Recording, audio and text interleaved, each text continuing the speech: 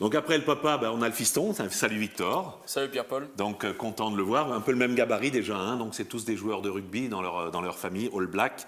C'est All Knack que j'ai vu sur ton truc. All Knack, voilà, c'est ça. Alors donc Victor va nous faire maintenant la préparation. Alors, je vais faire un peu le commis, c'est lui qui va me dire ce que je dois faire. Donc, on va commencer, d'après ce que j'ai bien compris, à abaisser la pâte. Exact. Ouais. Donc, c'est bien une pâte à base de saindoux, beurre. Beurre saindoux, 2 tiers, 1 tiers. Voilà, 2 tiers, 1 tiers. Tu nous as ramené un beau moule en forme de cœur. Donc, ça, tu vas leur faire voir rapidement comment tu vas le préparer. Donc, tu m'as dit que tu allais l'huiler un peu, le fariner un peu. Profite-en pour le faire tout de suite, là, devant tout le monde, comme ça, il le voit. Donc là, c'est en forme de cœur. Donc il l'huile. Alors ça, c'est pourquoi, Victor, qu'on huile? C'est pour pas que ça accroche au bout, à la cuisson. Donc tu as dit huiler plus fariner, c'est ça? C'est ça. Tu vas fariner très légèrement. Donc on peut le faire avec du beurre, ça aussi, bien sûr. Hein. Exact. Là, en l'occurrence, on a un peu d'huile, donc on le fait avec l'huile. Et donc tu m'as dit, on va le mettre directement sur la plaque. C'est ça. Tu vas fariner là, comme ça. Et comme ça, on récupérera la farine, nous, pour après. Alors on va peut-être le faire comme ça, hein. Vas-y, carrément. Super. Donc là, notre moule est prêt. On peut le mettre sur la plaque. On va le laisser là-dedans. Voilà. On va garder la farine, mon petit Victor, là, parce qu'on en aura besoin. Et donc là, on va maintenant abaisser la pâte. Donc, tu veux l'abaisser carrément ou tu veux couper en deux? Ouais, on va la couper en deux. Ah, vas-y, fais. C'est toi qui fais, toi le chef. Parce qu'il te faut un intérieur, bien sûr, et il nous faudra le couvercle. Hein. Donc ça, je te le mets de côté, si tu veux, voilà, en attendant. Merci. Voilà. Et donc, combien de centimètres d'épaisseur à peu près, là, pour avoir quelque chose qui soit vraiment bien? Un bon centimètre pour que ça tienne. Un bon centimètre, oui. Parce que comme la pâte est vraiment de qualité, ça fait, on va dire, c'est ce qui fait aussi l'originalité du pâté en croûte, c'est d'avoir justement une belle pâte. Une belle pâte, quoi. Alors, pas plus que ça, hein, parce que sinon, après, on va être un peu fin. D'accord, ok. Donc là, tu nous as ramené un beau cercle en forme de cœur. Voilà. Attention, voilà, bien régulier. Voilà. Donc je pense qu'on est pas mal là. On va prendre au milieu pour être si sûr tu veux, d'avoir hein. des bons rebords. Exactement. Donc tu vas tenir compte de la hauteur plus 1 centimètre à l'intérieur. D'accord. Donc on va regarder. Ça, d'accord. Normalement, on devrait être pas trop mal. Ok. Donc tu lui donnes tout de suite, coupe un peu plus large quand même, vaut mieux, voilà. Voilà, un petit chouïa. Donc vraiment comme une cravate, là, tu vas le couper. Ok, voilà. Donc là, tu vas passer tout de suite au façonnage, c'est ça? C'est ça. Alors vas-y, on te laisse faire. La pâte, ça va au niveau de l'épaisseur? Ça te convient, 1 centimètre? C'est très bien. Et après, ça va être pour éviter qu'à la cuisson, la pâte, Voilà, donc là, tu la plies. On est ok.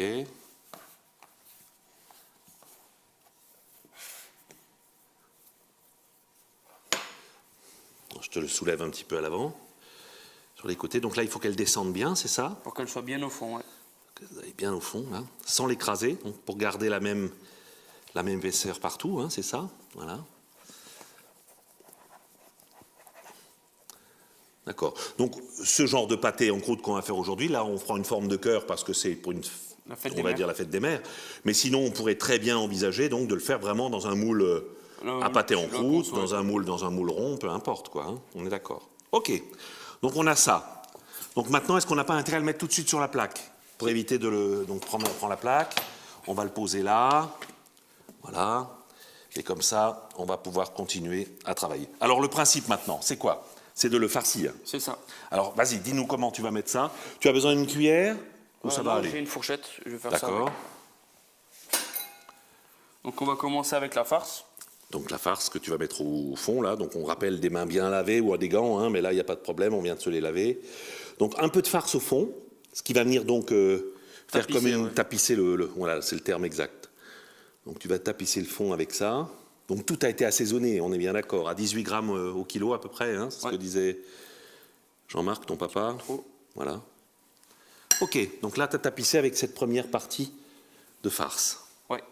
Donc maintenant tu vas faire des couches successives, c'est ça? Oui, donc on va commencer avec des riz de veau. Des petits riz de veau, d'accord. Alors c'est marrant parce que Jean-Marc les met à cru, vous les mettez à cru. Moi en tant que cuisinier, j'aurais eu tendance à les saisir un peu et à les poser après, mais bon voilà, On va mettre quelques riz de veau. Bien à plat. Donc tu fais une couche complète, c'est ça? Non, on va en mettre un petit peu partout. Ah ouais. Moi j'aurais mis une couche complète. Donc là vous en mettez quelques-uns comme ça. C'est ça. D'accord. Ça c'est un petit cœur comme ça, c'est pour 4 personnes? Oui, 3-4 personnes. 3-4 personnes. Ça dépend des mangeurs, quoi. C'est ça.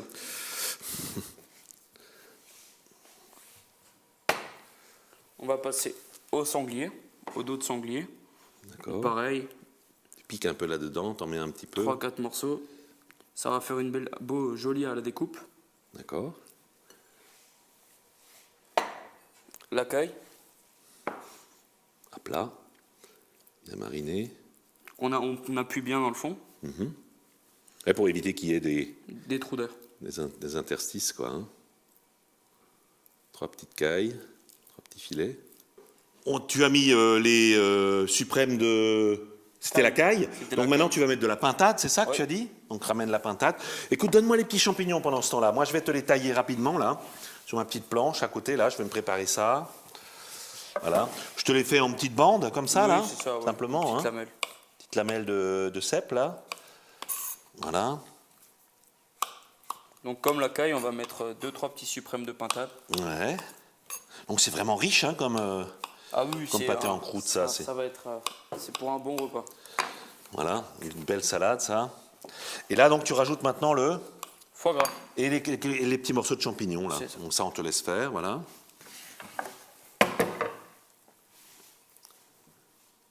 Ah, et des petits champignons comme ça, ouais, donc vraiment des petits morceaux. Donc et là, tu finis avec le foie gras, et après avec la farce par-dessus, c'est ça? C'est ça. Pour vraiment avoir quelque chose qui soit bien lié, qui tienne bien, quoi. Et là, comme tu veux leur faire plaisir, tu couvres vraiment pratiquement avec du foie gras partout, quoi. Hein. Ouais. Ouais, c'est ça. Ça va être la petite dernière couche. Voilà, pour finaliser, quoi. Donc là, c'est du foie gras frais, hein, on est d'accord? Oui. C'est de l'Alsace, ça? Non, pas celui-là. C'est du France, en tout cas. C'est ça. Voilà, superbe. On va enlever ça, et on va prendre maintenant la farce qui reste, pour finir. Pendant ce temps, moi, je vais t'abaisser le couvercle. C'est gentil. Te préparer ça. Donc là, on vient vraiment mettre un bon coup de farce pour que on soit bien à niveau. Pareil, un peu moins qu'un centimètre ou pareil? Pareil. On fait un petit centimètre là, d'accord.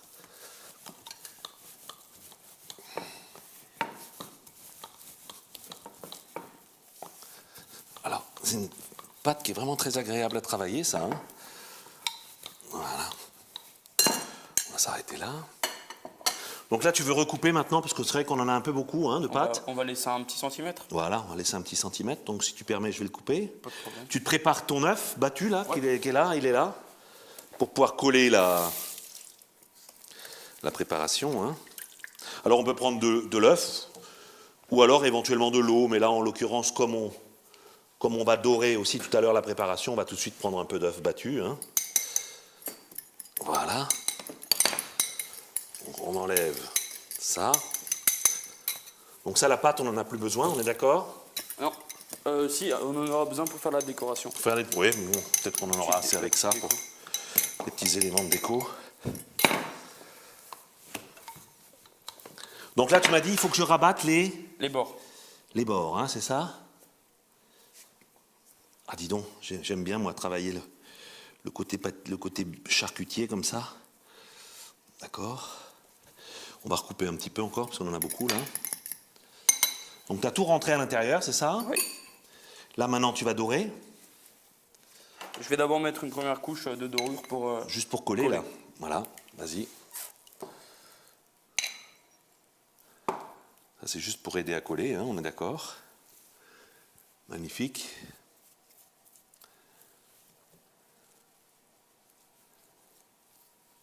Voilà. Alors ta pâte, tu veux la poser dessus et on te coupe après ou tu veux la couper d'abord?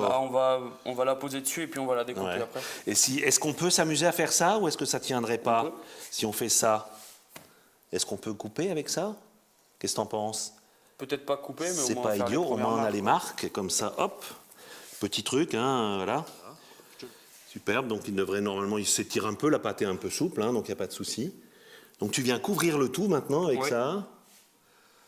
Voilà.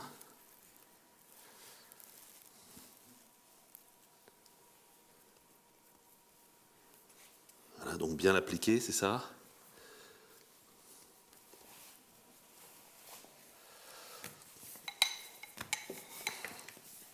Tu veux quoi, une feuille? Oui, je n'ai pas besoin de beaucoup. Et ça, un peu moins épais quand même, hein? Ouais. D'accord, voilà. Superbe, ça. On se la met au frais en attendant? Ouais. Donc là, on peut faire, mais ça, il faut mieux le faire après quand on est... Avec la dorure directement. Quand il y a la dorure, sinon ça part, hein, ouais, d'accord. Donc 2 petites feuilles, et puis un petit cœur, tu rajoutes au centre? Le cœur, je le fais avec la dorure. D'accord. Je pose le cœur et Ok. ensuite... Ça marche. Bah écoute, on te laisse finir ça. Alors tu m'as dit la cuisson maintenant. Il faut démarrer à 200. 200 degrés. Donc moi, je vais allumer le four pendant ce temps-là. Voilà. On te laisse faire. Vas-y mon grand.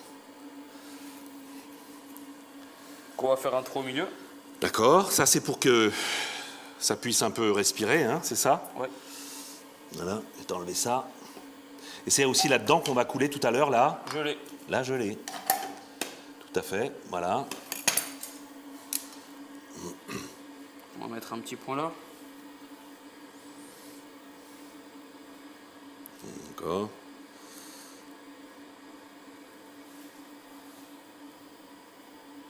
Voilà.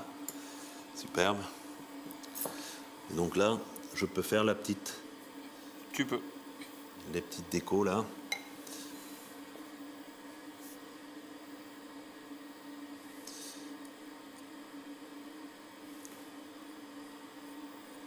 Toujours avec le dos du couteau, hein, pour éviter de percer la préparation. Voilà. Voilà, on se retrouve maintenant donc avec notre magnifique cœur qui est prêt. On va maintenant le mettre au four, Victor. Oui. Donc si tu es d'accord, tu m'ouvres le four. On est à 200. On va le glisser là-dedans et on va le laisser tranquillement cuire. Voilà. Donc, juste encore 2 petites choses. On a préparé un petit peu de gelée là qu'on va voir. On va la faire voir aussi à nos amis. Donc ça, c'est de la gelée maison, je pense aussi que vous faites, vous, hein, régulièrement. Ouais. Un petit de quoi verser à l'intérieur tout à l'heure. Tu as piqué la douille déjà? Non, pas encore. Tu la mets quand? Je vais la mettre tout de suite. On va la mettre tout de suite. Donc il y a encore la petite douille à rajouter là. On va le faire voir à nos amis là. C'est une douille toute simple qu'on va piquer là-dedans pour éviter que le jus ne ressorte. Et en même temps, ça permettra de faire couler tout à l'heure la gelée. Donc la gelée est fondue. On a tout ça qui est prêt. Et la gelée, on ne la mettra que tout à la fin quand ce sera cuit. Hein, on est bien d'accord. Donc on se retrouve tout à l'heure, à la fin, pour la sortie, le démoulage et le tranchage de notre pâté en croûte. A tout de suite.